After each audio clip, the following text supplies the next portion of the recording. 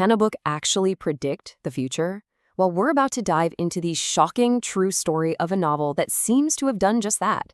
This is the story of how a terrifying manifesto and a real-life murder inspired one of the most prophetic masterpieces in all of literature. It all kicks off with a single brutal event, the murder of a student in Moscow, way back in 1869.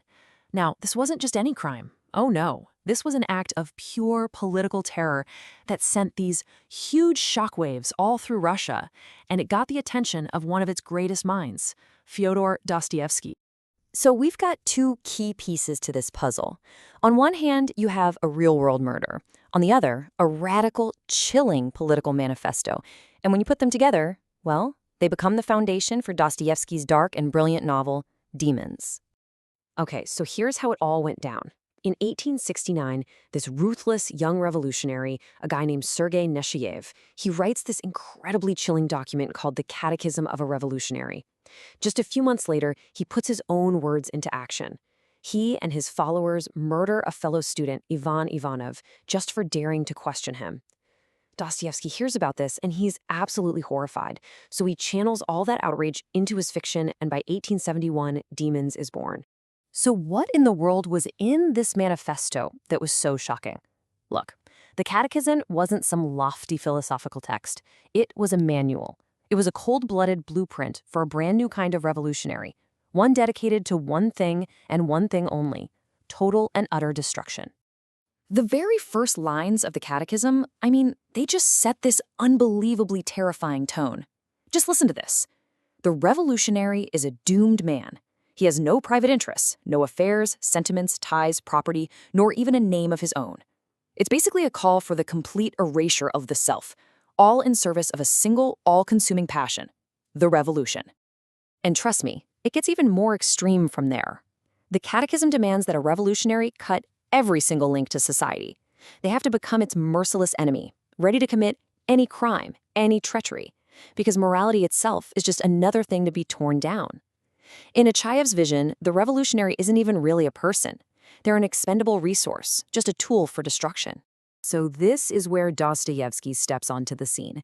He takes these terrifying real-world ideas and he just masterfully deconstructs them in his novel. Demons becomes his artistic and his philosophical answer to Nechayev's horrifying call for chaos. And he doesn't just borrow the ideas, he practically rips the people straight from the headlines. The real-life revolutionary Nechayev becomes the manipulative Pyotr Verkhovensky. The murdered student Ivanov, he becomes Ivan Shatov. And this charismatic, amoral aristocrat Dostoevsky once knew, Nikolai Speshnev, he becomes the haunting central figure of the whole book, Nikolai Strevregin. The connection is it's undeniable when you compare the manifesto to the plot of the book.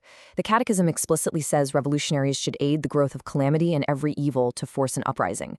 So what does the character Pyotr Verkhovensky do in the novel? He does exactly that. He takes a respectable charity event and deliberately turns it into a public disaster just to create chaos. It's the blueprint put into action almost word for word. Dostoevsky then takes these ideas and pushes them to their most horrifying logical conclusion. He invents this fictional political theory called Shigaleyevism. It starts with the idea of total, unlimited freedom, but the theorist in the book, Shigaleyev, realizes it can only end in one place: unlimited despotism, a system where 90% of all people are enslaved by the other 10%. But this book isn't just about political plots. The title itself, Demons, is pointing to something much, much deeper. So this is the crucial question, right? Who, or what, are the demons?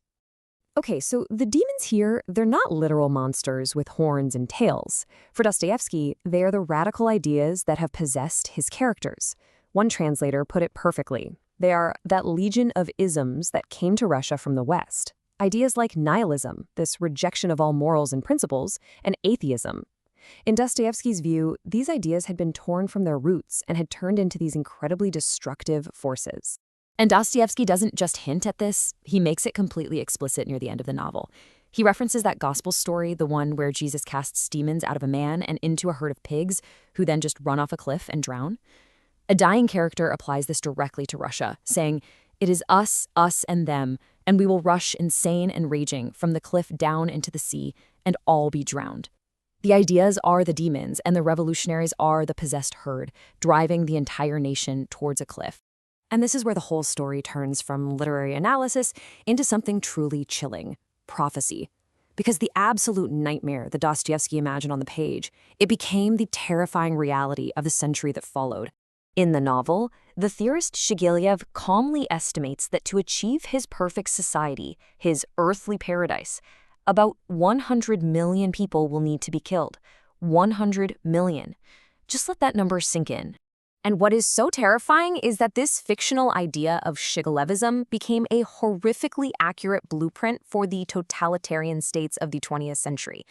Dissidents like Alexander Solzhenitsyn, a man who actually survived the gulags, saw Dostoevsky's novel as a direct prophecy of the Soviet police state. The famous author Boris Pasternak even used the word Shigilevism as shorthand for the mass terror of Stalin's Great Purge. So what Dostoevsky showed us is that the path to tyranny can be paved with the language of freedom. And it leaves us with a critical question, one that is just as relevant today as it was 150 years ago. When does a revolutionary idea, an idea that might be born from a desire for a better world, become a demon that seeks only to destroy it?